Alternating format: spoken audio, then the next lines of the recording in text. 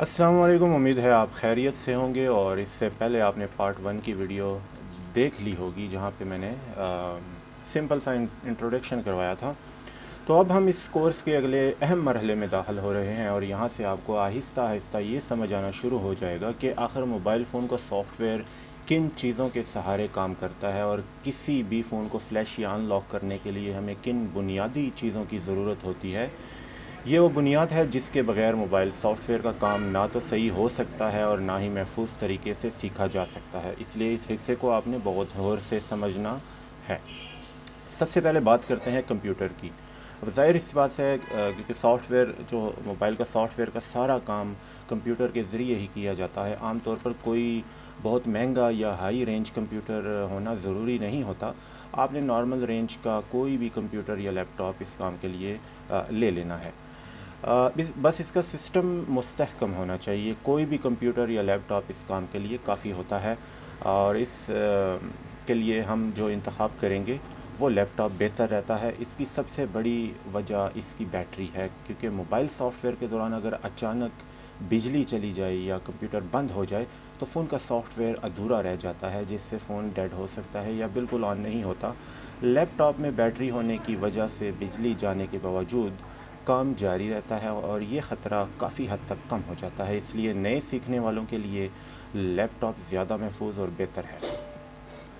अब बात आती है अगली चीज़ की, यानी कि ड्राइवर्स। आपके कंप्यूटर में जो ड्राइवर्स होते हैं, ड्राइवर दरअसल कंप्यूटर और मोबाइल फ़ोन के दरमियान एक ज़बान का काम करते हैं। जब आप फ़ोन को डाटा केबल के ज़रिए कंप्यूटर से जोड़ते हैं तो कंप्यूटर बराह रास्त फ़ोन को नहीं समझ सकता। इसे ये नहीं पता होता कि ये कौन सा डिवाइस या मोबाइल है जो इसके साथ कनेक्ट किया गया है। यहाँ ड्राइवर्स काम आते हैं। ड्राइवर्स कंप्यूटर को ये समझाते हैं कि सामने जुड़ा हुआ फ़ोन किस कंपनी का है, किस मूड में है और किसके साथ किस तरह डाटे का लेन देन करना है। अगर ड्राइवर्स दुरुस्त से इंस्टॉल ना हो तो बेहतरीन से बेहतरीन टूल और बेहतरीन फ़ाइल होने के बावजूद फ़ोन सॉफ्टवेयर से नहीं हो पाता।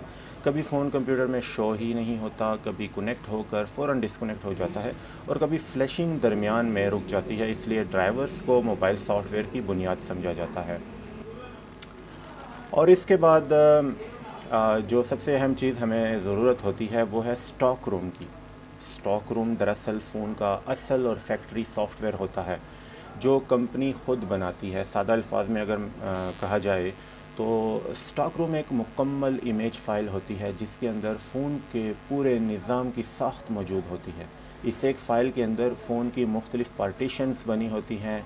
हर पार्टीशन का फ़ोन के अंदर एक अलग और महसूस काम होता है। मिसाल के तौर पे बूट पार्टीशन फ़ोन को ऑन होने का तरीका बताती है। प्री लोडर फ़ोन और कंप्यूटर के दरमियान इब्तदाई राब्ता बनाता है। सिस्टम पार्टीशन जो होते हैं वो सिस्टम पार्टीशन के अंदर आपको एंड्रॉयड का असल निज़ाम मिलता है। जैसे आपकी एप्लीकेशन, फ़ोन की ज़ाती एप्लीकेशन जो होती हैं वो फ़ोन के सिस्टम पार्टीशंस में होती हैं।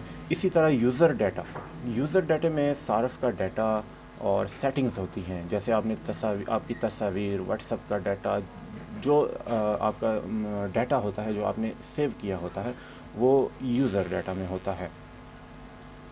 इसके अलावा यहाँ पे आपको स्टॉक रूम में मोडेम की पार्टीशंस मिलती हैं जिसमें आपके नेटवर्क की फ़ाइल्स होती हैं। एनवी रैम की एनवी डाटा के नाम से पार्टीशंस मिलती हैं जो फ़ोन के नेटवर्क और शनाख्त से मुतल्लिक़ जो सीरियल नंबर होते हैं उसको वहाँ पे महफूज किया जाता है। ये तमाम पार्टीशंस जो होती हैं, इनकी तमाम पार्टीशंस की एक अलग ज़िम्मेदारी होती है। ये तमाम पार्टीशंस अलग अलग फ़ाइल्स की सूरत में होती है, लेकिन इन्हें जब तरतीब के साथ इकट्ठा करके जो मुकम्मल पैकेज बनाया जाता है इसी को स्टॉक रूम या फर्मवेयर कहा जाता है। फर्मवेयर को आप कंप्यूटर की विंडो समझ सकते हैं। जिस तरह कंप्यूटर में विंडो इंस्टॉल की जाती है, एक बड़ी फ़ाइल होती है 4 से 5 GB की, उसको हम USB पे कन्वर्ट करते हैं और फिर उसकी इंस्टॉलेशन करते हैं। इसी तरह वो जो बड़ी फ़ाइल होती है जिसके अंदर बहुत सी पार्टीशंस तरतीब दी गई होती है उसको स्टॉक रूम फर्मवेयर कहा जाता है। फ़र्क सिर्फ तरीक़ाकार का होता है। कंप्यूटर में हम विंडो को USB या DVD के ज़रिए एक ख़ास तरीके से इंस्टॉल करते हैं, जबकि मोबाइल फ़ोन में हमें एक ख़ास फ्लैशिंग टूल की ज़रूरत होती है जो इस फर्मवेयर को फ़ोन की मेमोरी के अंदर दुरुस्त जगह पर इंस्टॉल करता है। یہاں ایک بات سمجھنا ہمیشہ ضروری ہوتا ہے کہ ہر موبائل فون کا ماڈل کا سٹاک روم الگ ہوتا ہے. بظاہر دو فون ایک جیسے نظر آئیں گے، لیکن اس کا سافٹ ویئر جو ہوتا ہے یہ مختلف ہو سکتا ہے. کسی ایک ماڈل کا سٹاک روم اگر غلطی سے دوسرے فون پر فلیش کر دیا جائے تو فون ڈیڈ ہو جاتا ہے، یعنی نہ آن ہوگا، نہ چارج لے گا، اور نہ ہی کمپیوٹر میں آسانی سے کنیکٹ ہوگا. اس لیے موبائل سافٹ ویئر کے کام میں سب سے زیادہ احتیاط آپ نے سٹاک روم کے درست انتخاب کا کرنا ہے. اب یہاں ایک بہت اہم چیز کو واضح کرنا ضروری ہے، کیونکہ اگر موبائل سافٹ ویئر کے پورے عمل کو سمجھا جائے تو یہ تینوں ستونوں پر کھڑا ہے: ایک کمپیوٹر، دوسرا ڈرائیور اور تیسرے سٹاک روم. لیکن ان تینوں کے درمیان جو چیز سب کو آپس میں جوڑتی ہے اور اصل کام کرواتی ہے وہ فلیش ٹول ہوتا ہے. اگر فلیش ٹول کو صحیح طرح سے نہ سمجھا جائے تو موبائل سافٹ ویئر کا پورا تصور ادھورا رہ جاتا ہے. فلیش ٹول دراصل ایک سافٹ ویئر پروگرام ہوتا ہے جو کمپیوٹر میں انسٹال کیا جاتا ہے. اس کا کام کمپیوٹر اور موبائل کے درمیان ایک کنٹرولر کا ہوتا ہے. سادہ الفاظ میں اگر کہا جائے تو فلیش ٹول وہ ذریعہ ہے جس کے ذریعے ہم سٹاک روم کو فون کی میموری کے اندر درست جگہ پر پہنچاتے ہیں. کمپیوٹر کے پاس فائل ہوتی ہے، فون کے پاس خالی یا خراب سسٹم ہوتا ہے، اور فلیش ٹول دونوں کے درمیان ایک پل بن کر یہ کام مکمل کرتا ہے. فلیش ٹول کو آپ کمپیوٹر میں ونڈو انسٹالر سے سمجھ سکتے ہیں. جیسے ونڈو انسٹالر یہ جانتا ہے کہ ہارڈ ڈرائیو کو کیسے پارٹیشن کرنا ہے اور ونڈوز کی فائلز کو کہاں کاپی کرنا ہے، کس فولڈر میں لکھنا ہے. بالکل اسی طرح فلیش ٹول موبائل فون کی اندرونی میموری کو سمجھتا ہے اور فرم ویئر کی فائلز کو صحیح ترتیب کے ساتھ انسٹال کرتا ہے. فرق صرف یہ ہے کہ کمپیوٹر میں یہ کام اسکرین پر نظر آتا ہے، جبکہ موبائل فون میں یہ سب کام پس منظر پر نظر نہیں آتا. میں یہی بات سمجھ لیں. ہر فلیش ٹول کی اپنی حدود اور اپنی طاقت ہوتی ہے. کچھ فلیش ٹول صرف سافٹ ویئر انسٹال کرنے کے لیے استعمال ہوتے ہیں، کچھ ٹول کے ذریعے ڈیٹا ریموو کیا جاتا ہے، اور کچھ ٹولز ان لاکنگ یا ریکوری جیسے کام بھی کرتے ہیں. اس لیے یہ بات سمجھنا بہت ضروری ہے کہ کس فون کے لیے کون سا فلیش ٹول استعمال کرنا ہے. اگر غلط ٹول استعمال کر لیا جائے تو فون کے سٹاک روم کو صحیح طرح نہیں لکھ پاتا اور فون خراب بھی ہو سکتا ہے. یہاں یہ بھی یاد رکھنا ضروری ہے کہ فلیش ٹول خود کچھ نہیں کرتا.